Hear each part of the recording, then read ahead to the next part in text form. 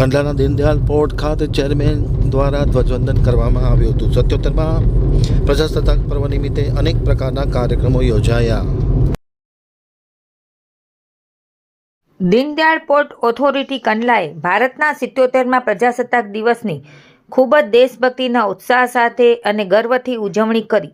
આ પ્રસંગે Deendayal port ઓથોરિટીના chairman Sushilkumar સિંહે ગાંધીધામના ગોપાલપુરી સ્થિત ડીપીએ ટાઉનશીપ સ્થિત સ્પોર્ટ્સ કોમ્પ્લેક્સ ખાતે રાષ્ટ્રધ્વજ ફરકાવ્યો, જે રાષ્ટ્રની એકતા, અખંડિતતા અને લોકશાહી ભાવનાનું પ્રતીક છે।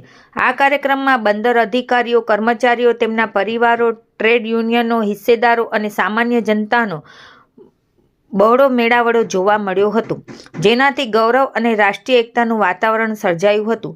આ પ્રસંગે Nilabra Dasgupta, IRS deputy chairman, JK Rathod, CPES, CVO DPA, Manish Gurwani, IAS municipal commissioner Gandhidham તેમજ અન્ય વરિષ્ઠ અધિકારીઓ અને મહાનુભાવોની હાજરી રહી હતી।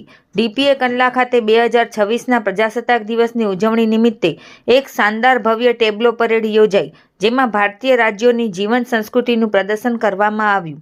આ રાષ્ટ્રીય થીમ આધારિત પ્રદર્શને બધાને મંત્રમુગ્ધ કરી દીધા, જે ભારતની વિવિધતામાં એકતાને પ્રતિબિંબિત કરે છે। આ ઉજવણી દીનદયાળ પોર્ટ ઓથોરિટીની રાષ્ટ્રીય મૂલ્યો, જાહેર સેવા અને મજબૂત, પ્રગતિશીલ અને આત્મનિર્ભર ભારતના વિઝન પ્રત્યેની અડગ પ્રતિબદ્ધતાને પ્રતિબિંબિત करे છે। बेहद स्केल पे, बड़े स्केल पे किया और उसके पीछे जो आइडिया था वो ये था कि